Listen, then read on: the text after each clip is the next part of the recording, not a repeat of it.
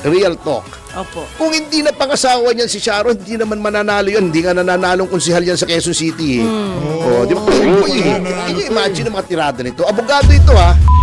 Naku, matindi ho ito mga kababayan. Linawayan ho nitong si Marcos Jr., itong si Ate Shawi habang pinapanood ng kanyang asawa na si Kiko Pangilinan. Ito ho mga kababayan. Ho. Okay lang sana yung tipong makikipagbeso-beso yung asawa mo dun sa mga walang issue. Anak ng tao nga, merong issue na nagpapalikod, merong issue na nagpupulburon, tapos masisigmura mo, nalalawayan ng asawa mo. Pero itong si Ate Shawi, tingnan nandidire. Kung kakanta ka lang kasi, huwag ka nalalapit. Anak ng tawa yan tuloy, nalalawayan ka. Diba, kitang-kita ho na nandidire itong si Ate Shawi. At saka, madam, please lang ho ha, mag-move on na ho kayo. Hindi nanalo yung asawa nyo kasi ayaw ho sila na sambay ng Pilipino. Kasi nagkamali daw ho itong si Marcos Jr. na pumili ng kanyang Vice President. Anong gusto mo? Pipiliin niya asawa mo? Nung mga panahon na yun, galit na galit sila kay Marcos Jr. Oo, totoong nagkamali itong si Marcos Jr. sa pagpili ng Vice President. Dahil yung napili niya, hindi pumapabor sa mga kakurakutan ng kanyang administrasyon. Pero bago yan, isa like at subscribe. Basta yun ang tayo dyan sa mga gusto sumali sa ating community. Yung join button, nandyan lang ho sa baba. Wala na ho maraming intro-intro, ikakarerekta ho kagad tayo sa mga banat netong si Ate Shawi. Ito naman kasi si Ate Shawi. Di ba? Wala namang problema kung kumanta ka na lang. Tingnan mo tuloy asawa mo. Hindi, ang pangit ng Team Labrado, tingnan mo naman. Habang linalawayan yung asawa mo ng presidenteng bangag, ikaw naman nakatingin sa wala. Ay, pero itong si Ate Shawi parang napilitan lang. Nandidiri ho. Ito, mana nitong si Ate Shawi dito kay Marcos Jr., Mr. President. Unahin na natin itong total cinema ho talaga itong mga kababayan. Pambihira ho. Teka lang ho, lagayan natin konti. Yan.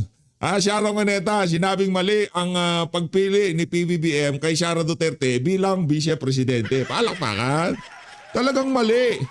Anak ng toko. At saka mali din yung yung pagkakalatag mo ng PACS. Hindi si Bangag ang pinili. Hindi si Bangag ang pumili kay VP. Okay? Balikan mo yung mga video nitong si Ajik ha, nitong yung naglaway sa'yo. Ang sabi niya, malaki ang pasasalamat niya nung panahon ng kampanya dahil pinili siya ni VP Sara. Hindi yung ikaw naman Ate Shawi, yan tuloy, magbabiral tong video ko na to. Isishare ng mga kasama natin sa PH Update, di ba?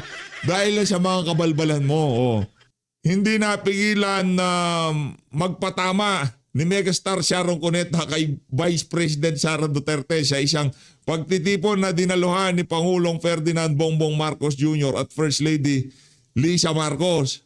Sa Evening with the Star, na ginanap sa Manila, nagbiro si Cuneta tungkol sa pagkakamali ni Marcos na pinili si Duterte bilang katandem noong 2022.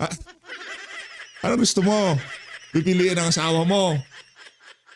Okay lang sana kung si Marcos Jr. pipiliin niya itong si Kiko Matching. Ito, wala nang problema si Kiko Matching pinapalampas naman niyan kahit anong kalokohan sa administrasyon Si VP Sara hindi pwede. Kaya okay lang na magsama-sama kayo. Kasi magkakakarakas kayo.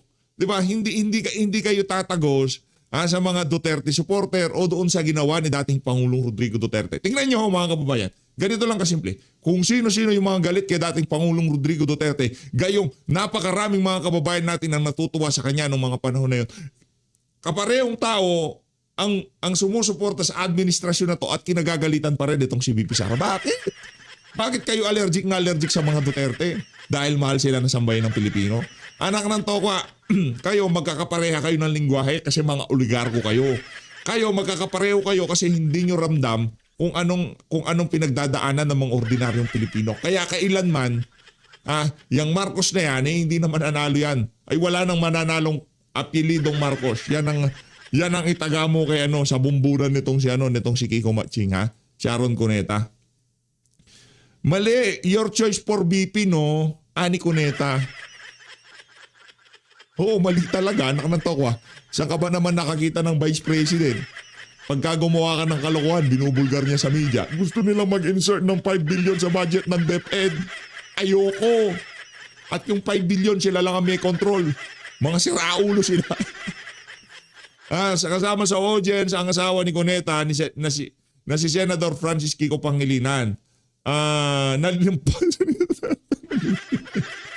Kung makagawa naman ng caption itong unfiltered, unofficial bato solid supporter na to, nalimpas. Tayo naman, wag naman ganun. Masyado naman kayong di ba? Ganyan talaga ang buhay. Di ba?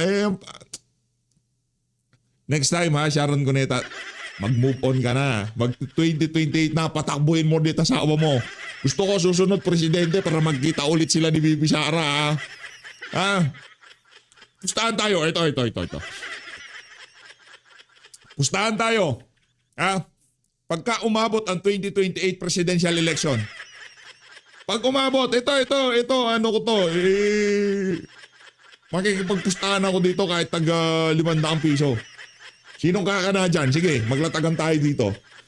Sa 2028 presidential election, pagka nagka-debate, ang ibibida ng mga kandidato diplomasya dyan sa West Philippine Sea. Mark my word. Kasi pag panahon ng kampanya, yan ang bumibenta. Ayaw ng mga Pilipino yung bengatibo, yung masyadong mainit ang ulo. Ginamit na yung estratehiya na yan noong 2022 election, 2016 election. Hindi gumana yan. Yung pagiging agresibo dyan sa China pag panahon ng... Hindi gumagana. Ang gustong marinig ng Pilipino pagka panahon ng kampanya, diplomasya, makikipag-usap, hindi magpapasakop o hindi susunod sa kung kaninong interest dyan sa mga usapin ng West Philippines. Maniwala ko kayo. South China Sea pala, sorry. Wala pa pala sa talaan ng mga mapa yung West Philippines Sea na yan. Kaya linuloko ho talaga tayo nitong administrasyon na to. Rerekta ho tayo ngayon dito kay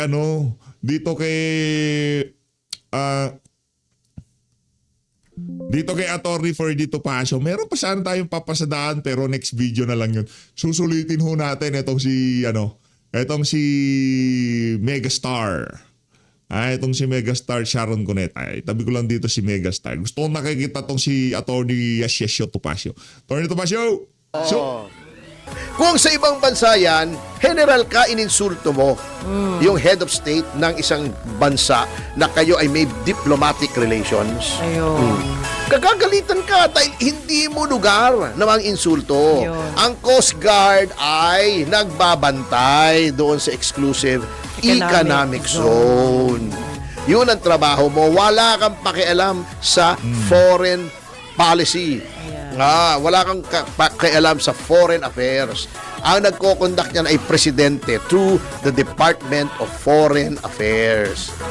Pero halatang halata naman, inutusan to si Tariela. Si Tariela tuwan-tuwa yan pagka may publicity siya. Publicity hound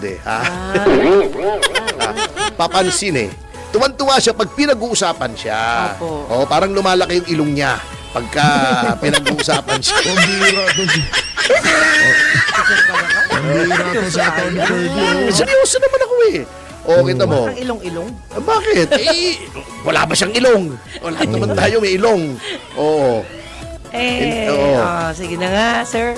Hindi nga malaman kung Ilocano siya Di ba? Kung taga-Sarat o Ilonggo.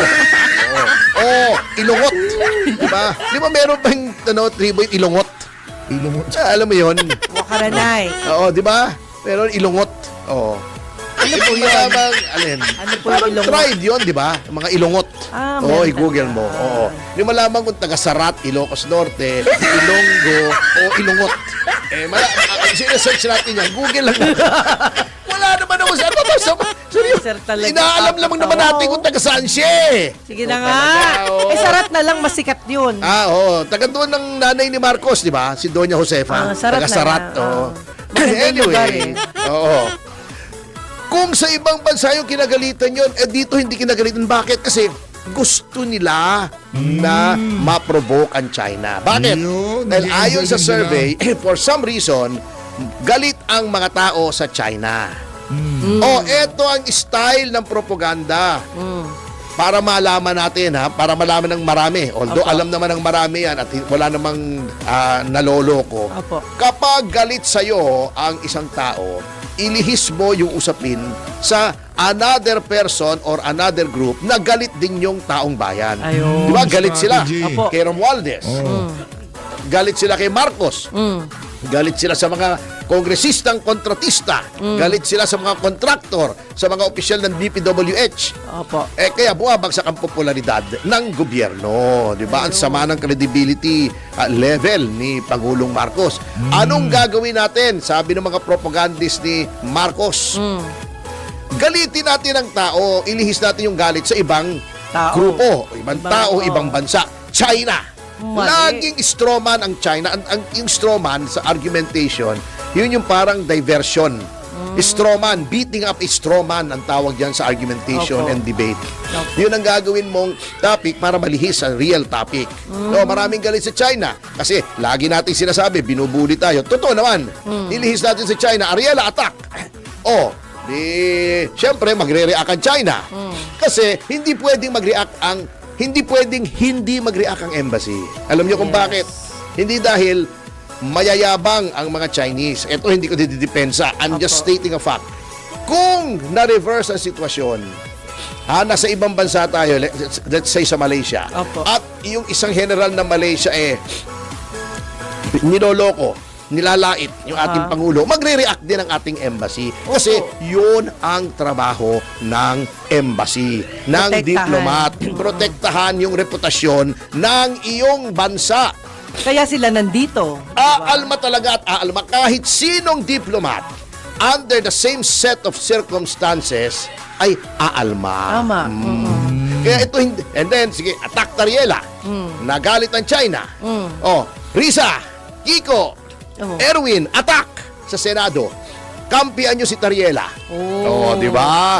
Ang problema, hindi naman pinag-aralan. Ayun. Yung diplomacy, yung sitwasyon, yung arbitral ruling, lalo na si Kiko. Si Kiko kasi talaga naman, ito, real talk. Opo. Kung hindi na pangasawa niyan si Sharon, hindi naman mananalo yun. Hindi nga nananalong konsihal yan sa Quezon City. Di ba? Imagine ang mga tirada nito. Abogado ito Kung gusto daw ng Supreme Court na hindi na ipatupad yung ruling nila doon sa impeachment. Yung last year, di ba? Opo. September ba yun? Opo. Sabi niya, sana nag-issue daw ng writ of injunction ang Korte Suprema. Sabi niya. Anak ng Teting naman, Panyerong Kiko, nandoon na nga sa desisyon. This decision is immediately executory. Bakit kailangan pa ng injunction? Alam niyo talaga nung narinig ko yun, tanda ko, hindi ko makalimutan, na-traumatize ako Bakit po? kasi wala akong alam na abogadong ganong kahina ang comprehension ng role ng injunction Ala, Immediately executory na nga, bakit mag-injunction? yung injunction para saan ho ba yun? Para pigilin ng gawin mo ang isang bagay. Yun. Executory na nga. Ano ba yung judgment na executory? Gawin na kaagad. Unconstitutional. Yes. Yung impeachment kay Sara. Kung unconstitutional yon, paano mo bibigyan ng Justice. due course, Due course, sa oo. Senado? Wala na. Anak ng Teting na buhay to. Hindi na pwede pala. Di na balljack tuloy siya ni Alan Peter. Hindi naman pala niya alam yung pinag-uusapan, di ba? Aray ko. Hindi niya nga, di ba tinatanong siya, sinong pinakamaraming artificial installations sa South China Sea? Sabi niya, Vietnam daw. Sabi ni Alan Peter nung nag-interpellation sila, mali po. Malaysia. Without knowing. Ngiti-ngiti siya. Unang-una, halata na hindi niya alam ang pinagsasabi niya. Kasi bago siya sumagot, binubulungan siya. Hindi naman niya tinatago. Noong resource person nila na galing sa DFA o DND ba yun? Yung nakamaskara. Nakasama pa. Oo. Binubulungan siya. Hindi niya alam. Hindi niya pinag-aralan. So yun po ang nangyari doon. Si Risa, ni-interpellate na Marcoleta, puro motherhood statements ang sinasabi. Haba-haba ng sagot. Wala namang kinalaman doon sa tinatanong ni Marcoleta. Puro sa ating kababayan, protektahan ng kababayan, pagmamahal sa bayan, yung mga ganon, Opo. yan ang sinasabi ng mga taong walang masabing partikular. Ang tawag doon ay motherhood statements. Puro BS yun. In other words, BS. O, bini-BS tayo ni Risa. Si Erwin naman, get the F out! Kung hindi nyo kaya yung freedom of expression dito, hindi na naman niya naintindihan yung freedom of expression, hindi na naman niya naintindihan yung protocols, yung convention on diplomacy. Yun po talaga, you just do not tell a diplomat to get out. Oo nga naman. Pambihira naman, hindi mo papel yan eh. O yan, persona non grata. Oo. O, yung mga butin, di natuloy, di ba? Opo. O, tira sila ng tira sa mga Chinese, kinatigan nila sa Tariela, o di persona non grata lahat ng opisyal ng Kalayaan Island Group. Paktay. Ay, karapatan nila yon. Oo, wala kang magagawa. Sabihin natin, Eto, rekta na po pala tayo dito kay Attorney Salvador Panelo. Ngayong umaga ay ibinasura na nga ng Kamara ang dalawang impeachment complaint laban kay Pangulong Ferdinand Marcos Jr. matapos pagtibayin ng plenaryo ang desisyon nito na sa botong 284-84. Dahil dito, bawal mag-ain ng panibagong impeachment complaint laban sa Pangulo sa loob ng 1 taon. Ayon sa Justice Committee, sapat sa forma ngunit kulang ang substance ng mga reklamo. Pinuri ng mga kaalyado ng administrasyon ang desisyon habang mariing tinutulan ito ng oposisyon at nagsabing pinutol ang proseso bago masuri ang mga paratang. Sinabi naman ng Malacanang na ikinatuwa ito ni Pangulong Marcos Jr. ang naging pasya at magpapatuloy daw siya sa pagtutok sa mga programang pang-ekonomiya. Well, as expected, Attorney Sal, pumunta nga ito sa plenaryo at nagbotohan. Kaya sa tingin niyo po, Attorney Sal, tama talaga ang naging desisyon ng Kamara na ibasura yung impeachment complaint nila? Naman, tanong mo yan. Alam naman natin yan, noon pa natin sinasabi, napupusta tayo, walang mangyayari dyan. Predictable lahat ang ginagawa ng mga nandyan sa Kongreso. Basta laban kay Presidente Marcos Jr., para mga tupa yan, kung anong sabihin ng puno nila, sunuran sila lahat. Ganyan talaga yan. Murong-muro nga eh. Drama. Puro theatrics. Ayan. At dahil dyan, para tuloy siyang nabakunahan na mayroon siyang immunity from parang hindi na pwedeng magreklamo, maghain ng impeachment ng 1 taon dahil doon.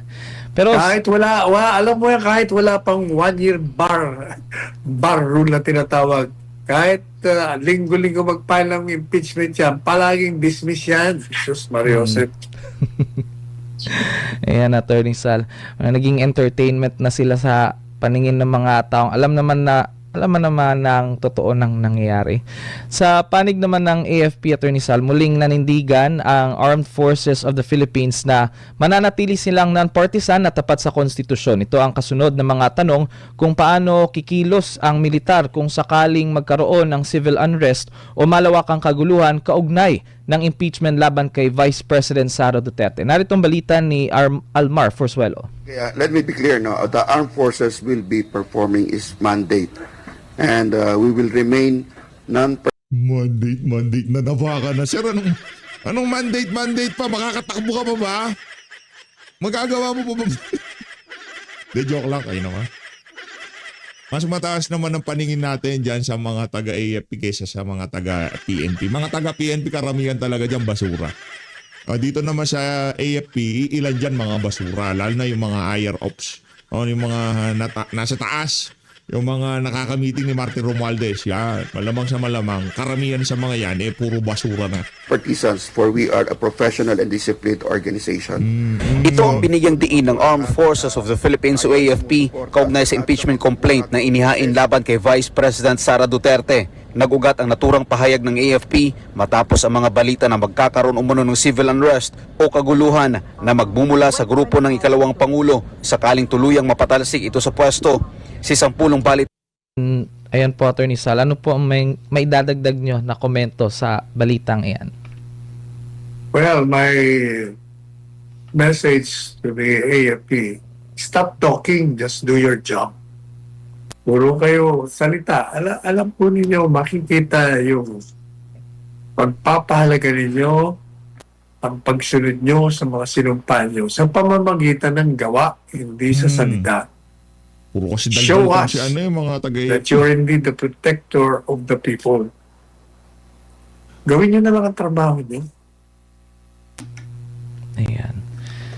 Ayan, maraming salamat po, Attorney Sal. Samantala, si Vice President Sara Duterte, Attorney Sal, hindi na daw siya nakikipag-usap sa mga kaalyadong senador matapos ang tangkang pagpapatalsik kay Senate President Tito Soto III. Ayon sa kanya, napansin niyang ang sino mang makipag-ugnayan o tumulong sa kanya ay umano'y nahaharap sa panggigipit ng administrasyon. Itinanggi din ni VP Sara na may kinalaman siya sa usapin ng term sharing sa Senado at nanatiling tahimik kung may kaugnayan ang senatorial ouster move sa mga impeachment case laban sa kanya.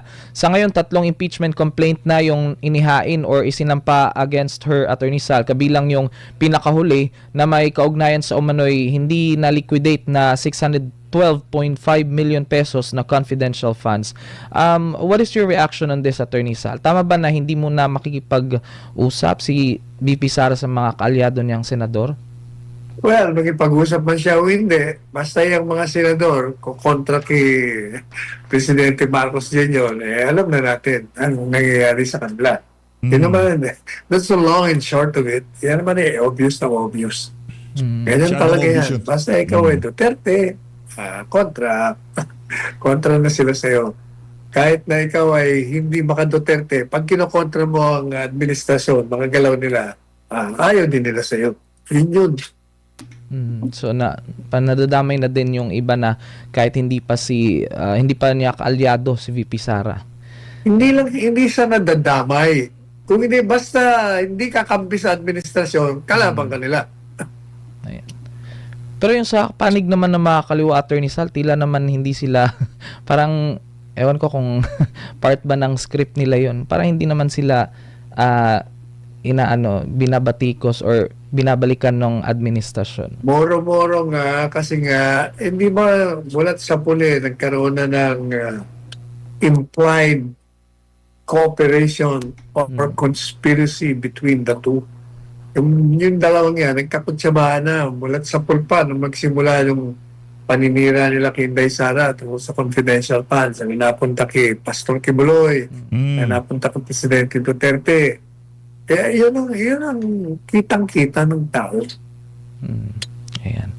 Ayan, maraming salamat po, Attorney Sal. Sa iba namang issue pero kaugnay pa rin sa Senado dahil ang mariing tinanggihan at kinondenan ng Chinese Embassy ang Senate resolution na tumutuligsa sa pahayag ng mga Chinese diplomat hinggil sa West Philippine Sea at sa paglabag umano sa diplomatic protocol. Tinawag na embahada ang resolusyon bilang isang political stunt at inakusahan ng ilang senador ng pananakot at paninindak.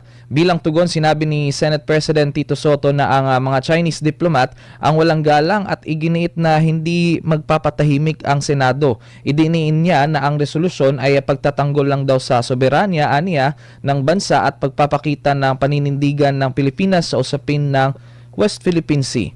Sa ganitong palitan ng pahayag, Attorney Sal, tama ba na matigas na or tama ba ang matigas na tindig ng Senado laban sa China o mas makakabuti na rin or makakabuti pa rin yung diplomatic talks or mahinahong kikipag-usap na lang sana or hindi na lang para ma-aggravate yung sitwasyon? Yung mga senador na yan na nagsulong ang resolution na yan, nagpapalapad lang ng papel yan. Yan. Kumbaga, magandang publicidad para sa kanila. Parang lalabas na, Pilipino, anti-Chinese. Makabayan no? Dating Kailangan talaga, ang pagkikipag-usap mo dyan sa mga dayuhan, meron tayong sinusunod na international protocol, which is diplomacy. Ang pag-uusap ng mahinahon, hindi na dadala yan sa mga may init na mga pahayag. Hindi madadala yan sa pang-iinsulto o galit.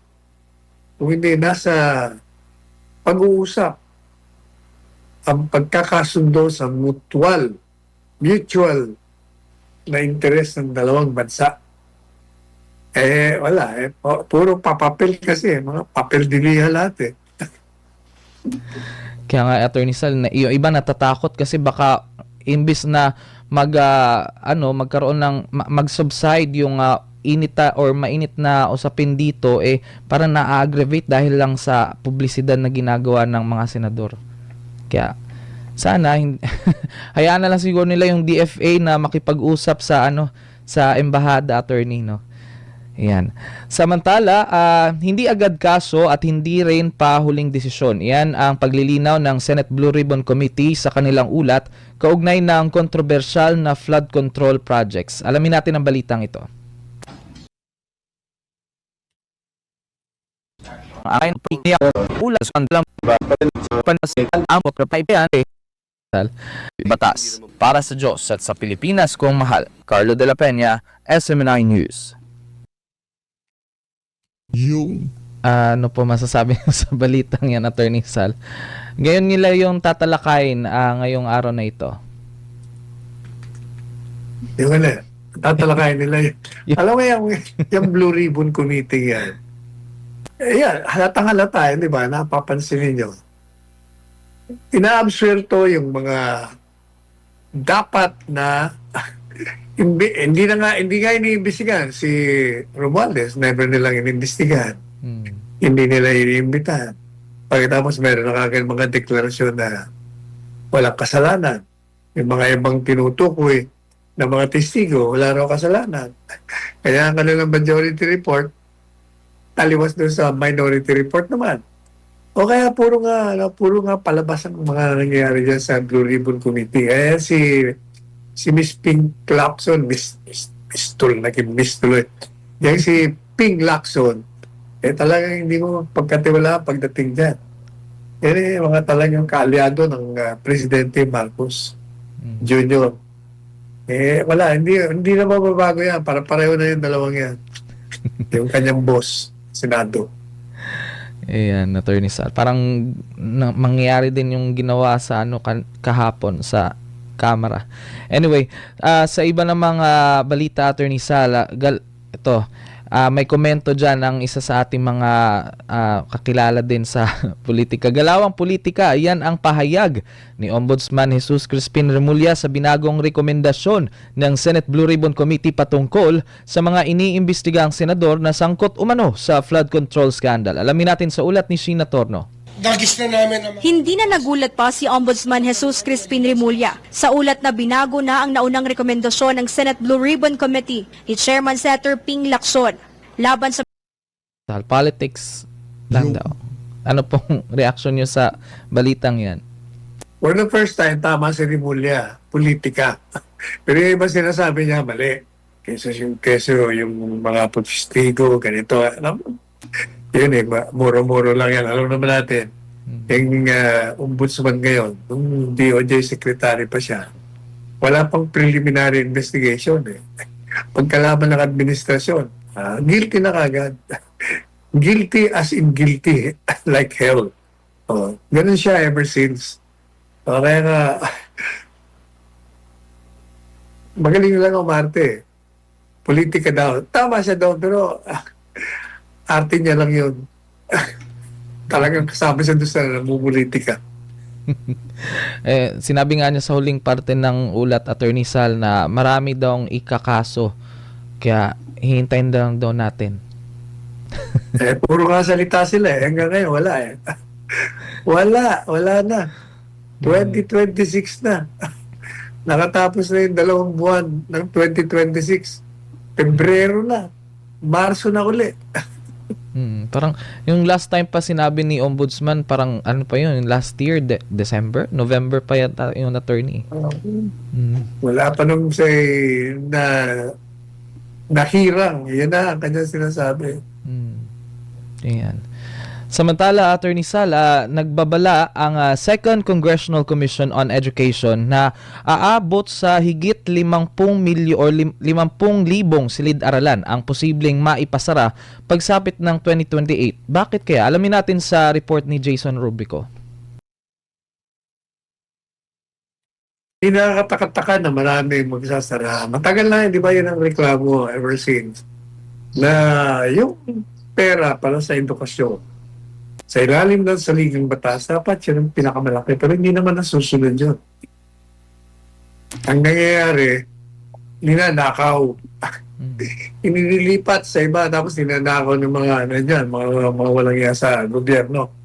Kaya nga, di ba, ang sabi ko, akin mong kaya dyan, kung magdideklara ng revolutionaryong gobyerno, yung kalahati ng national budget ilaan sa edukasyon para lahat ng Pilipino ay mapag-aral natin ng formal mula sa elementarya hanggang sa kuleyo para kumpleto ang mga eskwelahan sa lahat ng panig ng Pilipinas. Magandang eskwelahan, malaki ang mga kwarto, may mga upuan ng mga bata, may mga uniforme, may libre ang transportasyon, lahat dapat i-educate talaga natin ang mga Pilipino muna. Kung hindi, walang mangyayari. Paulit-ulit na, gaya ng sinabi natin. Ang paksain dito sa ating bansa ay paulit-ulit lang.